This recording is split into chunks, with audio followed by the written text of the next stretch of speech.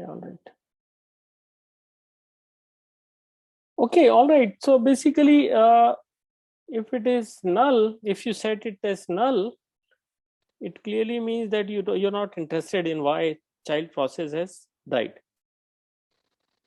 Okay, if it is, if you set this as a this argument, so basically this value here is will have a code that will tell why child died, right? So it's given here. Of course, you will have to do something to get it. When a child process terminates, wait stores the termination status of terminated child into the variable status, right? And returns the process number. Okay, so basically it will come to know if parent wants to know why child has died, it will come to know through status, and there are various codes available. Okay, so you can, if you want to see details, you can go to manual, Linux manual, and you can get all the details for Linux. And similarly for Windows, you'll have to see what's equivalent system call, and then see what the how it can get status information. All right. Okay, any question?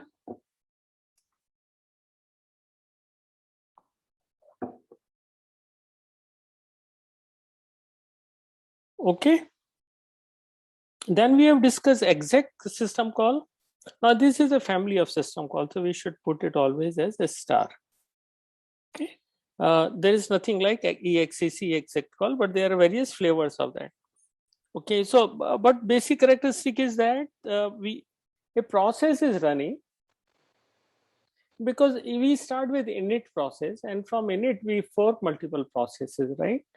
So whenever we want to create a new process, okay, then it will fork itself, and then after forking, this new process or child process will change its own characteristic, right? So it will change the code or basic sequence of instruction that's executing. Only skeleton remains.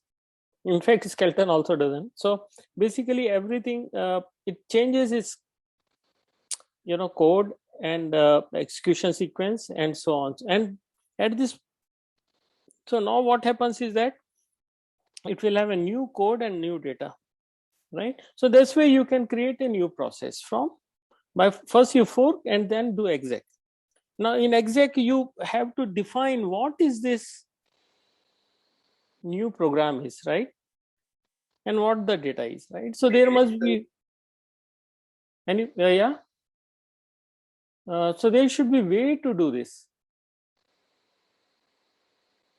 Okay, all right. So it means that when we run exec, there should be something we must define what code we want to run in the new process. Say for example, we want to run ls.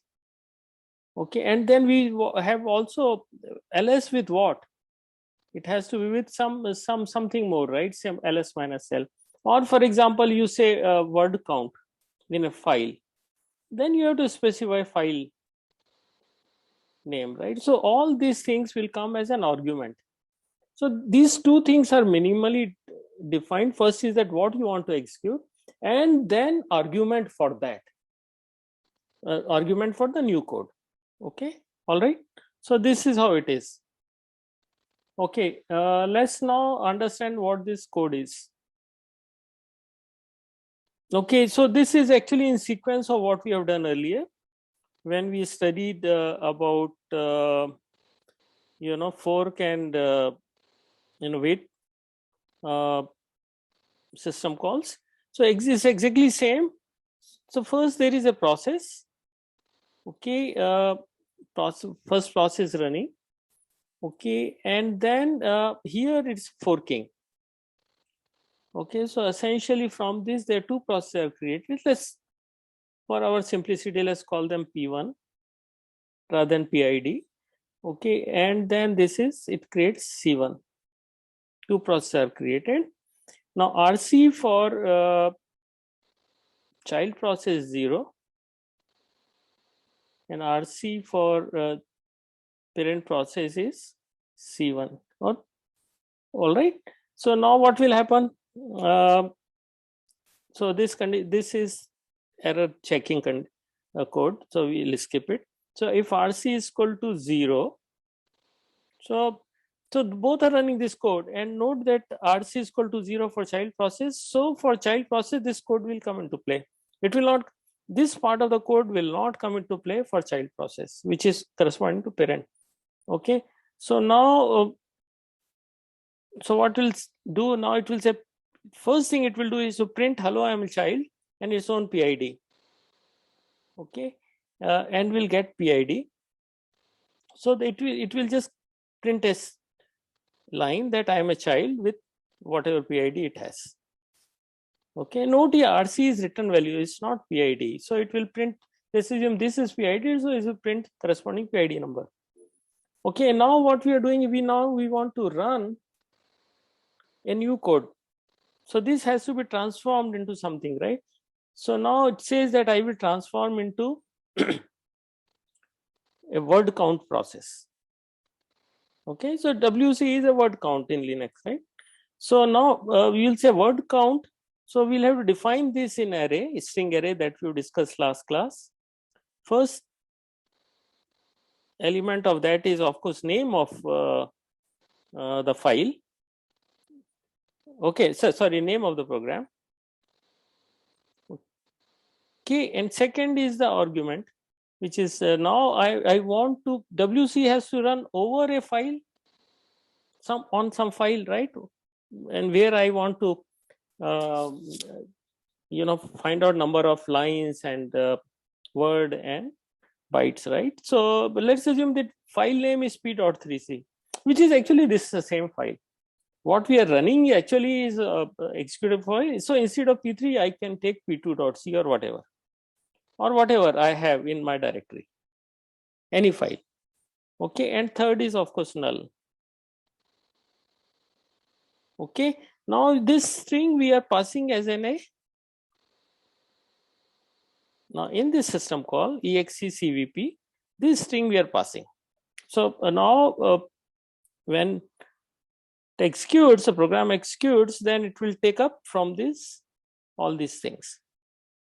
Okay, so these arguments, it will come from here, this one. And if there are multiple arguments, then multiple arguments will come from here. Right now we have only one. Okay, and the which program we are executing, that we have to explicitly specify, which comes from the first element of this one, which is WC. Now you can buy here, rather than actually taking as an argument, sorry, the first element of this string array, you can directly write here as WC. Okay, anyway, so now what will happen now when you execute this? So WC in your process image, earlier it was say C1, which was same as P1. Whatever was there in that process image, like, for example, text part, which is code part, will change to code corresponding to WC code. Okay, and the all stack value which were there will also change. It will be initialized now because it's nothing.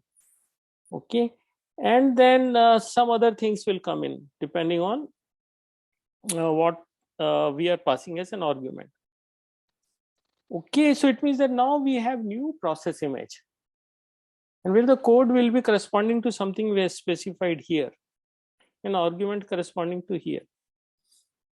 Okay, now this will execute. As a result of that, it will print whatever number of lines, word and bytes it will print.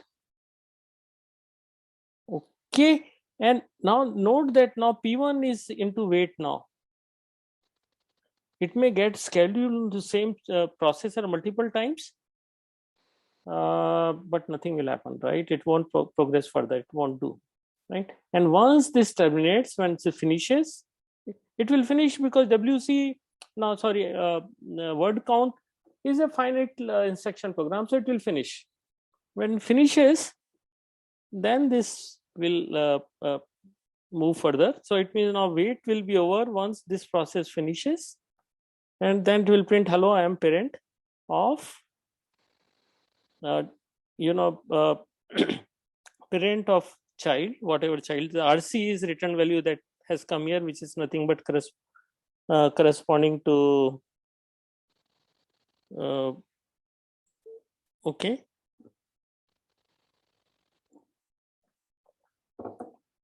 All right, WC and wait ID. So RC here, return value for parent is actually child ID. Okay, so it will 2 times it will print child ID and then parent ID. Okay, any question?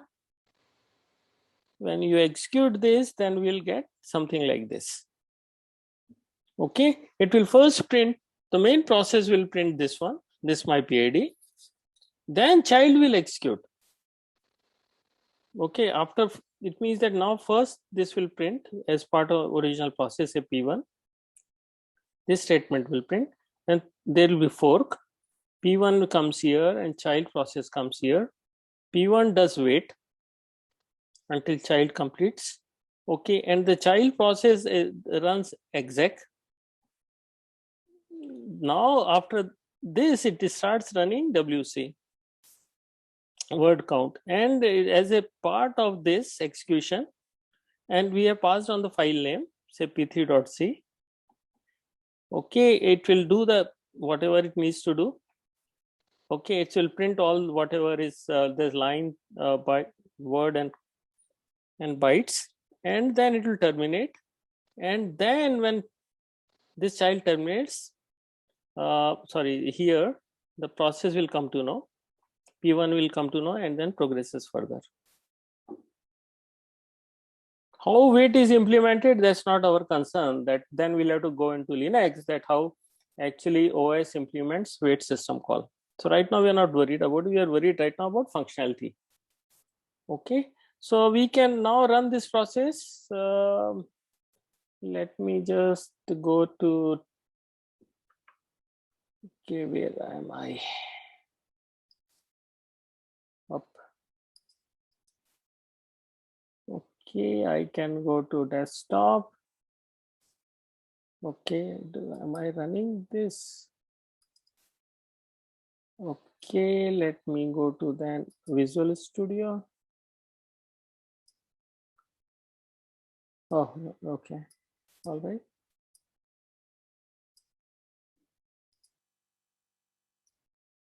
You can see it. You can see the Yes. Tool, right? Yes. Yes, sir. Okay, all right. So this is just a minute. Where is P3? Yeah, it's P3. Okay, let me do a little cleaning. Okay, now if I have already compiled it. So GCC P3 dot C O P3. Anyway, it will overwrite. It's overwritten over. So let's see it there. Is there. Okay, if you want to change the name, you can see GCC P3 dot C. Actually, it overwrites, right? So maybe P9, let's say. So it has created P9. Now we'll have to run this, right? So it has now, if you see it, okay, what it has done. So here you can see that it prints hello world, and this is the parent process ID. Then this will print I am child process ID. It will print, okay, as part of which statement? As part of this statement, right? Print hello I am child PID. It will get its own ID and then print it. And then we are doing all this. And now when you run excvp, the whole process changes to WC. Okay, and then it takes as one argument as whatever we have defined as file name p3.c. If you want, you can define something else also. Okay, and then now as a part of execution is printing this. It has 32 lines, 123 word and whatever, 966 this thing, right? And if you want to see whether it has truly executed this, then we can actually run WC p3.c. It should give the same answer, right? We are directly running it. Okay, just a minute. wc p3.c. So it gives the same number, right? Yeah. Okay. So it means that whether we are running p3.c through this one as a new process or directly from terminal, basically it will give the same thing, right?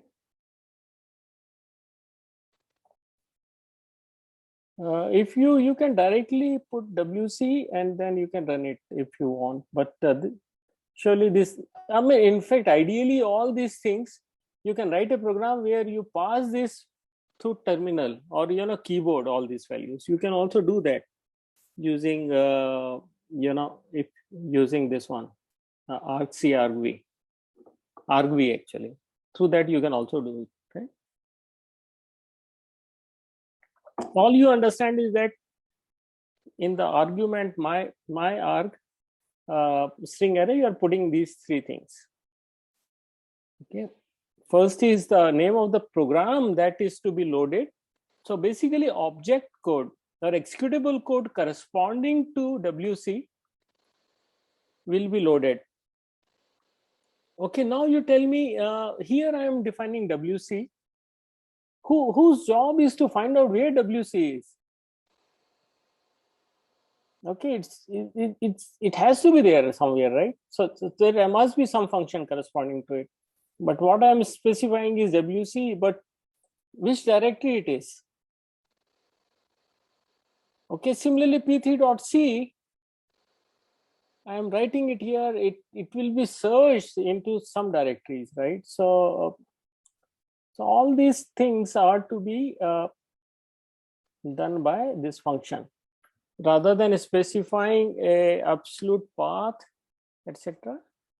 It will find it out where it is. When we learn about file name, then we'll see there is something called handle, right? And how does it actually handles the files, right? So we'll look into some of these, but for details you can find out what does it do. Okay, all right. There must be small code corresponding to this one. Any question?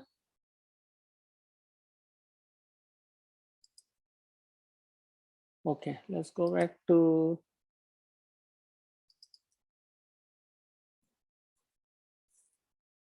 just a minute. Okay, all right. So what we have done in this system call, a successful exec replaces the current process image so that it cannot return anything to the program that made the call. Fine.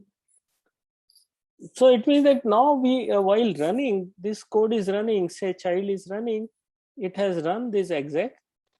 Now obviously it won't return anything. It is successful because now there is a new code. So there is no question of return. However, it fails, then there will be return because the process remains the same then. Okay. Now note that while we are doing all this, we are running exec. Okay, although we may say D1 or something, but actual PID, what was here remains here.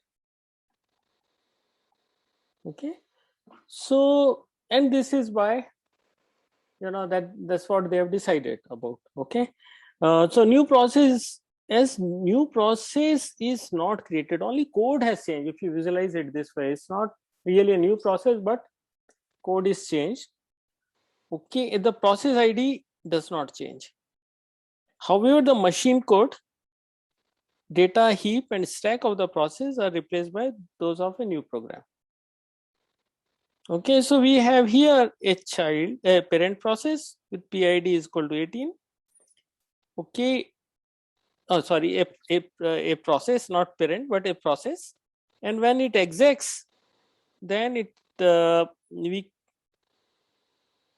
I'm sorry. Okay, there is a process like this one. Okay, and PID is 28.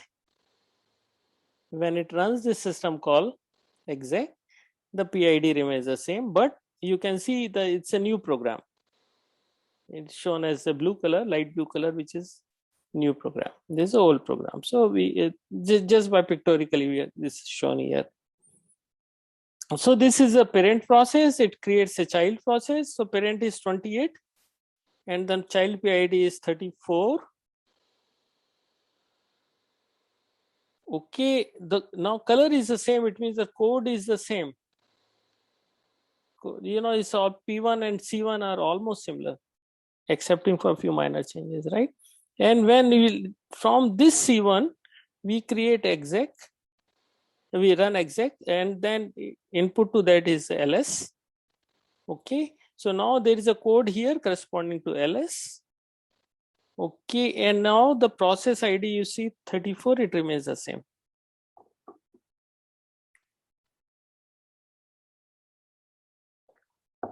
Okay, any question?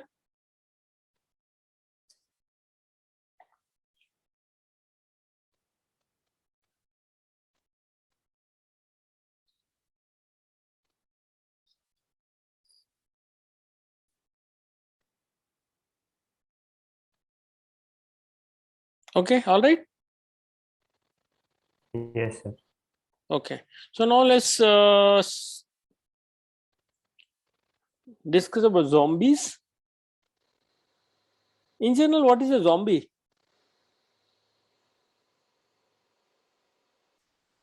When you use a normal, who's zombie? Sir, ghost. Yeah. Okay, it's yeah, living corpse or half alive, half dead. Like in Michael Jackson's one song, right? You see a lot of zombies there. All right. So, how a process can become a zombie? Okay, it's just a name that we give. The process is zombie. Okay, a terminated process. A process is running. Say a process, say P2 is running. Okay, and executes exit. So what will happen as part of this execution? Okay, information about the process is maintained. It's the responsibility of the parent process to clean it up. Okay, so if the parent process is running and if parent process has died because of some reason, okay, P2 will become orphan, and okay, and P2 exits, then this P2 becomes zombie. Okay, so note that reaping is performed by parent on terminated child when because, and this is done by wait. So when process waits for child to complete, then it will get whatever information required from child, terminated child, whatever status, like we have studied just now something. Okay, and then OS, then actually now this process can be totally removed from system. Okay, till the time some information like PCB etc. or some process description is left in the system. Okay, so when this some information is left in the system for parent process to get that info, then we call it the zombie. All right. Okay, so once this happens, once wait happens, then OS can clean this up. Okay, all right. So this is what we have discussed. Okay, so if any parent terminates without reaping, child then becomes orphan child. It is to be reaped by init process. So we discussed this earlier, that when parent dies and child has become orphan and child also completes or terminates, then basically as soon as parent dies, this becomes responsibility of init. So it will get attached to init, and then reaping is done by init. How does it do? It's basically OS process, then OS will look at into it and then can decide to rip it off.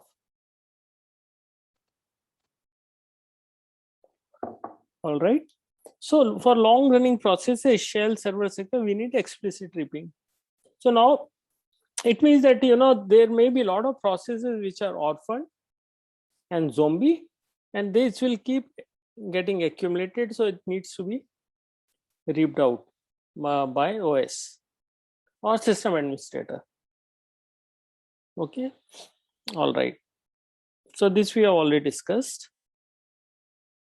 So what happens then once ripping is done, then everything about the process is deleted. Okay, so it means that PC, what all will be deleted? The whole process image. Process image, in fact, many systems delete it a priori before reaping is done. When we say reaping, actually even process description is deleted. So this nothing is left out about terminated process. Okay, all right. Any question?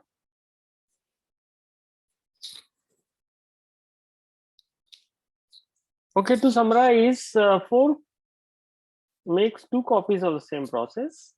Okay, and runs different. Okay, and returns different values to 2 processes. Right? We have seen one parent gets child ID and child gets 0 as return value. Then when we are running 2 processes, say once it's forked, say P is forked into P and child. If they are doing the same thing, then only limited, it has only limited usages, right? So in Linux and Unix, that what we do is that we, and also in other OS, we this child process changes its characteristic by loading into itself some other code. Now process does not do it by itself, is done by OS, but we say that process changes its form, but actually is done by OS to create a process image and load code corresponding to whatever is mentioned in exe system call, and create a stack and all initialize all that. That's the job of OS, and also create a PCB corresponding to new process. Okay, all right. So basically, yeah, this all we have discussed. And then we have discussed about wait. So if there is a wait process, the process waits for child to die. A child, suppose there are multiple children, okay, then whenever the first one dies, whoever, anyone, this exec can move further. This process P can move further. All right, okay. And we used wait PID when we process waits for a very specific child to die. So we use this also for synchronization between child and parent processes. All right, any question?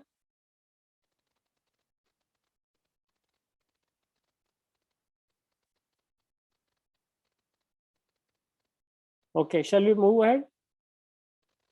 Yes, sir. Okay, we have spent enough time. Okay, so we have completed now processes. After this, after a few lectures, we will see how 2 processes can communicate with each other. And now we are going to move into dual mode of operation. We will move very fast. Shall we have a break or shall we continue? But I will take about 30 minutes to finish. To continue. Okay. Sir, continue. Yes. Okay, all right. Okay. So this is where we are. We have finished 2 very important concepts, address space and process. And I'm sure if any question is asked to you in interview, you should be able to answer. Okay, dual mode of operation also we have studied in fairly enough detail. So we'll move very fast, right? Because now you understand what it is. Okay, all right. Hardware, when we say hardware, it means that actually hardware provides 2 modes, kernel mode and user mode. See, when look at it this way: when a processor, you have studied pipeline, right? When a process is running into it, user process is running into it, right? That's all it has, right? There is no kernel running at that point in time, because it's a time shared system, right? In the pipeline, you have instructions corresponding to user process. Okay, so now hardware must help out here to bring kernel in whenever required. Otherwise, if you put infinite loop, then that process will never terminate and OS will never come to picture. But a system, right? I mean, right now we know that OS is running. When say OS is continuously running for a user like us, the whole OS gives that perspective to us that OS is continuously running. Because whenever we type something on shell, it responds, right? Okay. While shell is itself is a user process. Okay, so there must be mechanisms for OS to take control of. And hardware must provide that, because note that when user process is running, it's only is running on hardware or processor, then processor must facilitate getting kernel into its its pipeline or is in itself. Okay, so for that we have some mechanisms. Okay, only kernel mode has a full privileges over hardware. Okay, it can do anything it likes. Okay, and user has very limited privileges, right? So we have dual mode of operation, which we have, this diagram we have already studied. So certain operations are prohibited when running in user mode. Okay, and then transition between user mode and kernel mode are very carefully controlled, and it happens with the help of just one bit, which is called mode bit. Who sets this mode bit? When mode bit is 1, it's in kernel mode. Mode bit is 0, it's in user mode. Okay, who sets this mode bit? It's set by, tell me. When user process is running, why should it user process running, then everything, it will go into infinite loop. There may be some mechanism, right? So it's basically set by hardware or hardware mechanisms.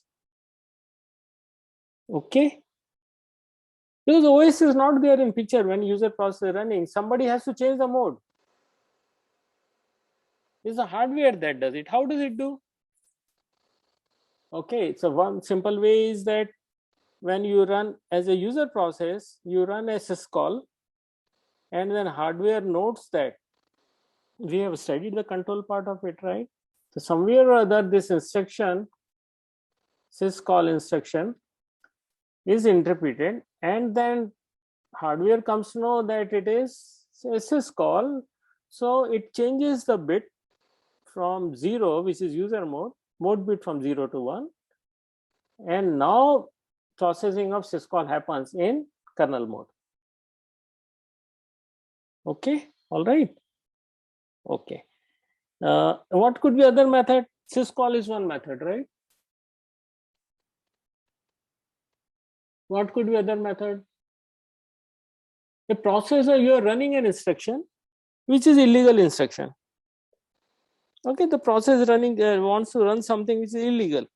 It could be illegal instruction, or it could be memory access to a protected area. Okay, then hardware will recognize this and change the bit to 1, and then kernel comes into play, or part of the kernel comes into play. What could be third way?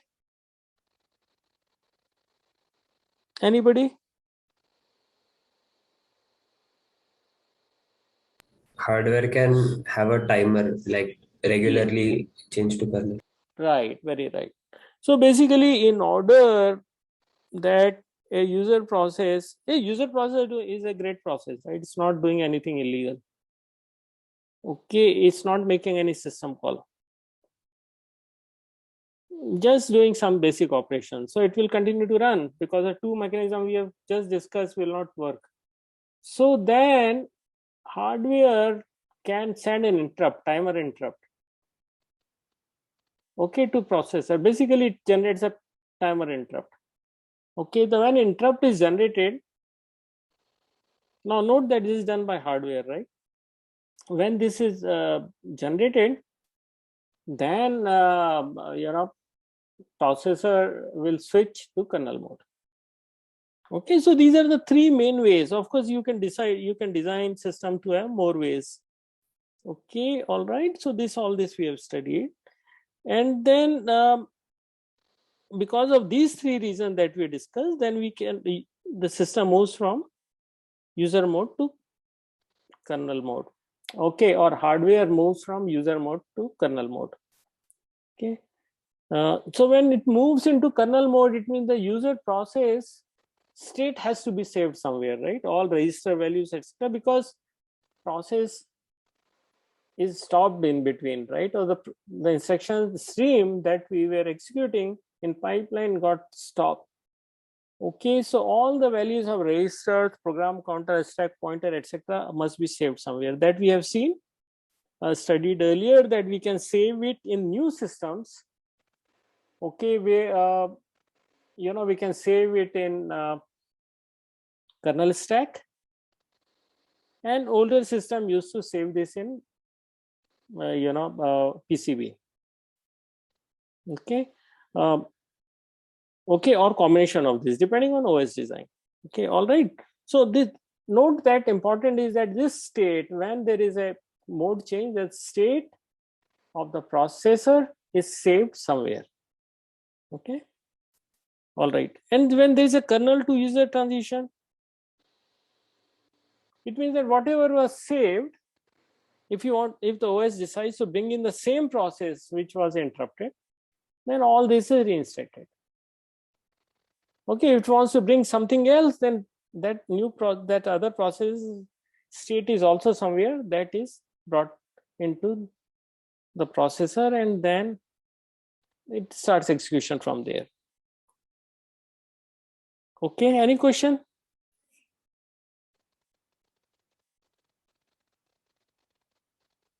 All right. Now this thing you need to find out. We have studied RISC architecture in detail. Where is this mode bit there?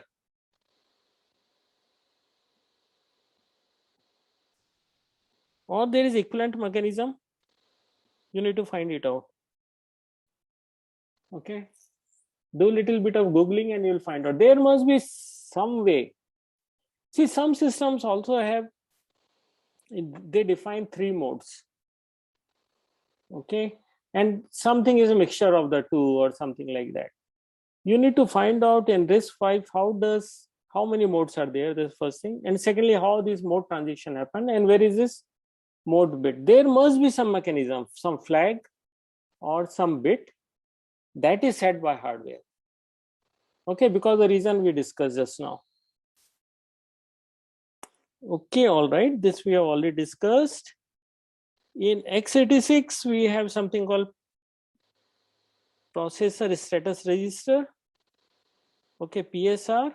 It has multiple flags, and one of the flags is this corresponding to mode. Okay, and then in ARM architecture there is something called CPSR, current program status register. Okay, now we know that RISC-V has same design as ARM, so there must be some register. You need to find it out.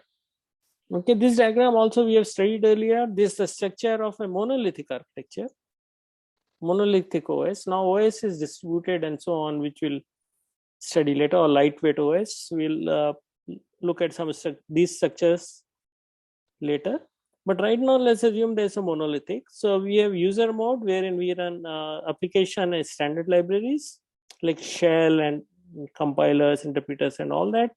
And then we have kernel mode, where we run, so for example, IO is to be handled, or file system is to be handled, or something we want to read from file or write into file, and all those things are handled in kernel mode. Okay, all CPU scheduling is to be done, like job rotation, etc. Page replacement, demand paging, all these are, or virtual memory, all these are built into as part of kernel mode. And that, of course, we have hardware where we have different controllers, and we have studied little bit about it when we were studying IO. Okay, this diagram we have discussed it earlier. I will not repeat. So now you see that what is exec. Exec system call we have. Okay, and when we return from exec system call, okay, again it becomes user process. While this new code, new process image, etc. is created, etc. as job of OS, so it is done in kernel mode. Exec cannot be executed in user process, right? So it's one of the system call which user process uses, but when it was its implementation of that is there in kernel mode. Okay. Similarly, syscall from user process use syscall, it comes to kernel mode, and so on. Return from kernel mode is here. Interrupt brings system to kernel mode, and so on. Return from interrupt, interrupt routine is executed, then it goes back to user mode, and so on. Okay. All right. So hardware support for dual mode operation are privileged instructions. Now, there are some in any instruction set. There are some instructions which can be executed only in privileged mode or kernel mode. Okay. In RISC-V, whatever instruction we have studied were actually user mode instructions. Okay. So there are some instructions in every processor which only can be executed in privileged mode. So for RISC-V, you find it out what are those instructions. Okay, all right. This is one way. So whenever this instruction is executed, then processor has to be in privileged mode or kernel mode. Only then this can be executed. And if the user process uses these instructions, then immediately there is control unit processors recognizes it and moves the system into kernel mode, and kernel then comes into picture and it starts taking care of this special condition that why user has used it, actually may decide to do something. Okay, that's one way. Second is limit on memory accesses. Okay, and it means that whenever a user process tries to access something that's beyond its address space, okay, or something that's allowed to it within the address space also. Okay, we have seen that in new modern operating system, part of the address space or process corresponds to kernel routines, right? So this is just done to save some transitions. Okay, so now, okay, so if a user process tries to access something, then of course system recognizes this and then moves into kernel mode, etc. Right? So in user mode, all memory access outside process valid memory region must be prohibited. Okay, this is absolutely fine. And third is, of course, timer interrupt that we have already studied in brief. Privileged instructions are instructions, right, that only in kernel mode can be executed, like turn off all interrupts. So turning off interrupts is also required when we have, for example, there's something called critical section, which we'll study later, which is required a mutual exclusion. Okay, so when a set of instructions, we want to treat them as atomic instruction, or all should execute or none should execute. During the execution of those instructions, interrupts can be turned off. This is one way.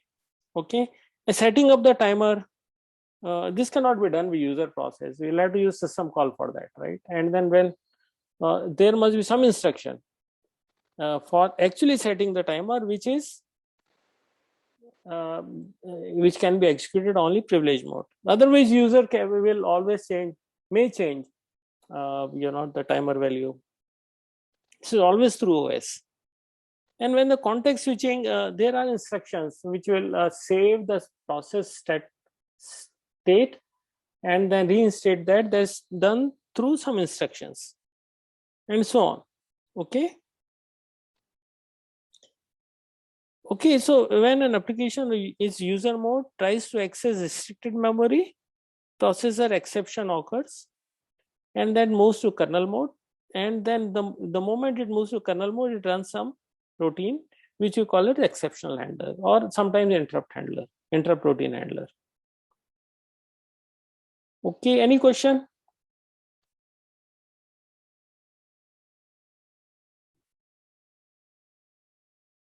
No, sir. Okay, so next point is memory protection. We have already seen that how when we run virtual memory is protected, virtual paged memory, right? So there are older method also which says that, which is base and bound method, and second one, modern one, which you have studied, is called virtual address. Okay, sorry, virtual address, so VM, virtual memory. Okay, all right, so we actually, this is VM. The base and bound is there is a virtual address space anyway. Okay, okay, so this is where program resides. So basically different programs will also will start from 000 up to some number, right? So now very simple mechanism that can be there, for example, is that use base register and bound register. Okay, because where the program is actually starting from 0000. Okay, but it may not be loaded in main memory at 0000, because there may be something else, like there is a program here, or process image here corresponding to a process. This could be a kernel also, or maybe some user process. Okay, so it means that now it has to be loaded somewhere. So what we can do is that we can use the base register, which is the starting address of where this new process image will start. Okay, and then whenever an instruction is to be accessed, okay, then we will add to this base address this address. This is generated by program or instruction, and then we'll get the resultant address and we'll go to the place and read or write whatever.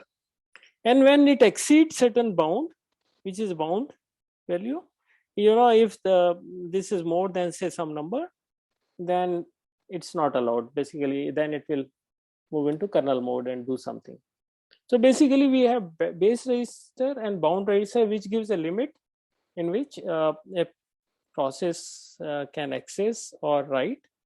Okay, and in order to generate actual address, physical address, then we add to this virtual address the base address, and then we get the virtual address. Okay, now can you tell me what are the limitations of this method?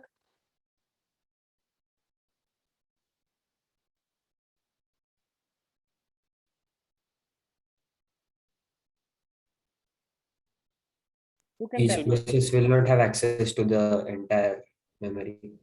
Which is not required. Why should you access? No, like in virtual addresses, each process has. Okay, basically yes, in the sense that now there are many disadvantages, right? First thing is that there are always, you have extra job of comparing and adding. Okay, so basically we have extra comparisons, two extra comparisons. This is extra thing that we are doing. Of course, you can always say that when you are doing paging also we are doing something, but nevertheless, so this is something extra that we are doing. And secondly, note that we need all this need to be loaded in contiguous memory location. Okay, Now in virtual memory, this, I mean, a stack or heap can be split into number of pages, and these pages can be loaded anywhere. Okay, because we have page size of 2K or whatever, 4K or 1K, something like that. So that space we through page table mapping, we can load it anywhere. While when we visualize it in address space, it looks continuous, but actual physical mapping of that could be anywhere. Okay, so that is one great disadvantage. And secondly, it's difficult to manage growth of heap and stack. Okay, this, I mean, because there's usually a small amount of area has to be allocated in physical memory. So, and these are very static in nature, right? Where the heap will start and where, stack will start is all fixed. Okay, so there it is difficult to manage. While in case of paging, heap and stack can be, virtual address is somewhere, but actually in physical you can map it anywhere. And then if you have stack and heap at fairly distance apart in virtual memory, then they can grow even in virtual address space without any overlap. Okay, and so that's another disadvantage. The sharing is not possible now, right? Earlier, we in case of paging, we have seen that pages can be shared between multiple processes. Now, how can you do share when you have base and bound registers? You'll have to change the value of base and bound register, and then it will change. That's not the method, the way it's designed. Okay. Then how about memory fragmentation? Fragmentation is when the small holes are left out, right? I mean, see, for example, this process is running, then it goes off, then some other is loaded, and then between these memory images, some spaces are left out, which cannot be used, right? While this problem is not there when we use paging. Relocation is hard also, right? Somehow if you have to move this to somewhere else, then you have is considerably little difficult. Okay, and we have seen that paging helps all this, right? I mean, we'll again spend 2 lectures on paging. We'll study paging from OS perspective. Okay, basically same thing that we studied earlier, and we have seen it has all the advantages, right? Protection, security, sharing, translation is done at the runtime. Okay, instructions operate always on virtual address, so there are a lot of advantages, and we can optimize it using keeping some part of page table in cache memory. Okay, and third mechanism, hardware support, is interrupts that we have already discussed. Okay, all right. So all this we have discussed by now, right? That why we need timer interrupts, and you have also one assignment around it. So, okay, all right. So there are 2 modes now, which we'll discuss in brief. Today we'll just have some discussion on user to kernel, and tomorrow we'll discuss both user to kernel remaining part and kernel to user transition. So we have already discussed this, that user to kernel mode transfer happens because of 3 things: syscall, second is some privilege instructions, third is in timer, and also we can say because of exception. I mean, like wrong instruction execution or something like that.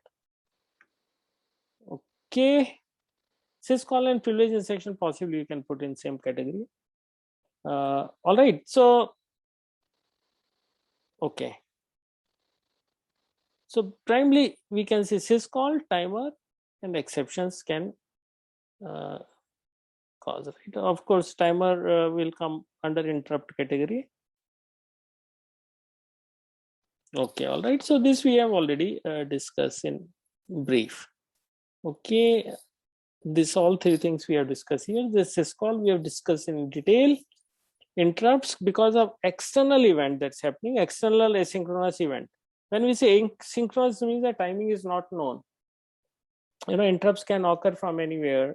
For example, memory read is happening and read is complete, then interrupt can happen. A network card has received a packet and that is to be sent for processing, then it will cause interrupt. So these are asynchronous in event.